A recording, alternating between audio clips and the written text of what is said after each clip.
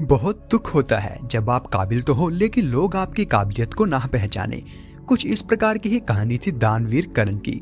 वही करण जिसमें सीखने की चाह तो बहुत थी पर सिखाने वाला कोई नहीं था।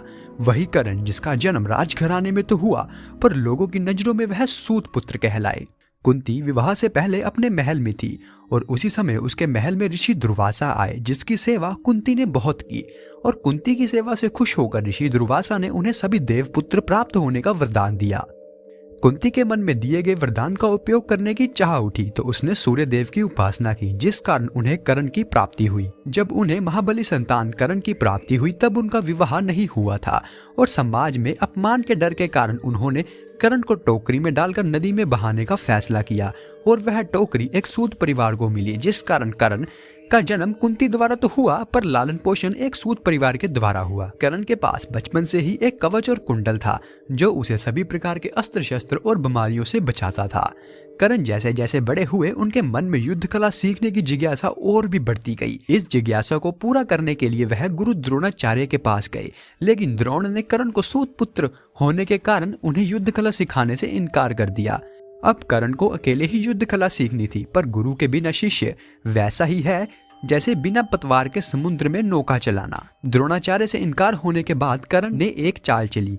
वह परशुराम जी के पास गए और अपने आप को एक ब्राह्मण बताते हुए युद्ध कला सीखने को आग्रह किया और परशुराम जी ने उन्हें युद्ध कला सिखा दी। जब करण युद्ध कला में माहिर हो गए तब परशुराम जी को उनके सूत पुत्र होने का पता चल गया।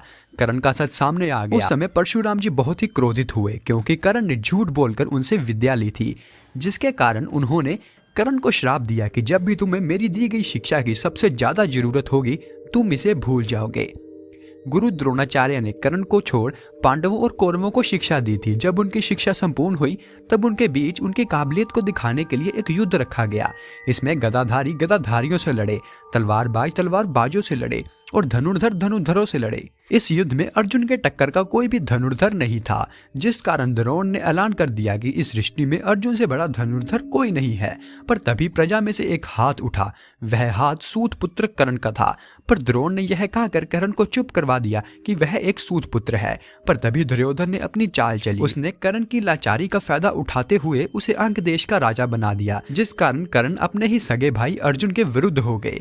पर अर्जुन यह बात नहीं जानते थे कि करण उन्हीं की माता कुंती की पहली संतान है। जब महाभारत का युद्ध तय हो गया तो यह पक्का था कि अर्जुन और करण का टकराव होगा जिसमें करण के कवच और कुंडल के कारण अर्जुन के शस्त्र से वह बचे रहेंगे जिस कारण करण अर्जुन से कभी नहीं हार पाएंगे। तभी इंद्रदेव जो कि अर्जुन के पिता थे उन्होंने अपनी चाल चली।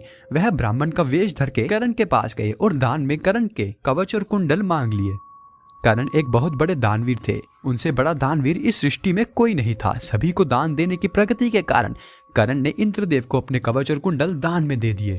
महाभारत का युद्ध शुरू हुआ। दुर्योधन करण और अर्जुन के बीच के टकराव को भली भांति जानते थे जिस कारण वह करण को पहले ही दिन भीष्म पितामह की जगह सेनापति नियुक्त करना चाहते थे।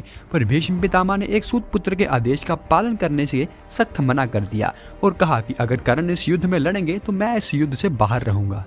जिस कारण करण को भीष्म पितामह के शीर्षे पर लेटने तक युद्ध के बाहर ही रहना पड़ा। पर जब करण युद्ध भूमि के अंदर आए तब उनमें गुस्से की आग बहुत ही ज्यादा थी। वह अर्जुन से बदला लेना चाहते थे।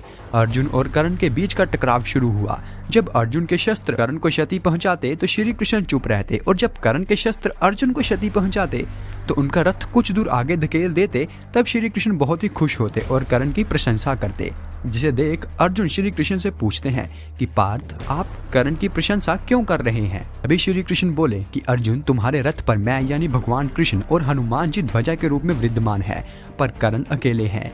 उनके शस्त्र तुम्हारे रथ को पीछे धकेल देते हैं जिससे करण की काबिलियत का आभास होता है। करण और अर्जुन के बीच का युद्ध भयंकर रूप लेने लगता है। तभी श्री कृष्ण अर्जुन के रथ को युद्ध से बाहर ले आते हैं और करण भी उनके पीछे पीछे जाते हैं। श्री कृष्ण एक बहुत ही अच्छे रथ चालक थे जिसके कारण वह दलदल से आसानी से बाहर निकल आते हैं। पर करण का रथ उसी दलदल में फंस जाता है जिस कारण उसे रथ का पहिया बाहर निकालने के लिए बार बार रथ से नीचे उतरना पड़ता है। और जब अर्जुन ने करण को निहत्था पाया तो श्री कृष्ण ने अर्जुन को प्रहार करने के लिए कहा और अर्जुन ने करण पर वार करने के लिए अपना धनुष उठा लिया। और तभी करण ने कहा कि अर्जुन अगर तुम मुझ पर निहत्थे वार करोगे तो मैं इसी पल ब्रह्मास्त्र को आगमन दूंगा, जिस कारण इस युद्ध के सभी योद्धा मर जाएंगे। पर अर्जुन कर्ण पर निशाना साधने लगते हैं और तभी कर्ण ब्रह्मास्त्र को आगमन करते हैं, परंतु इससे कोई असर नहीं होता। समय एकदम से रुक जाता है। श्री कृष्ण कर्ण के पास जाते हैं, उन्हें उनकी गलतियों का आभास कराते हैं और परशुराम जी के श्राप के कारण उनके ब्रह्मास्त्र विफल होने का कारण बताते हैं। श्री कृष्ण उन्हें कहते हैं कि तुमने अपनी सारी जिंदगी अपने लिए बिता दी ताकि तुम अपना हक ले सको, परंतु अगर तुम अपनी बुद्धि का प्रयोग सूत कुल के लोगों का उद्धार करने के लिए करते तो आज शायद तुम्हें इस दिन को नहीं देखना पड़ता। तब कर्ण ने श्री कृष्ण के सामने अपनी गलती कबूली और अर्जुन के सामने वैसे ही खड़े हो गए। समय फिर से चल पड़ा। कर्ण ने कहा, अर्जुन मुझे मुक्ति दे दो। तभी अर्जुन ने वार किया और कर्ण का सर धड़ से अलग हो गया। तो दोस्तों, यह थी कर्ण की दुख भरी दास्तां। धन्यवाद।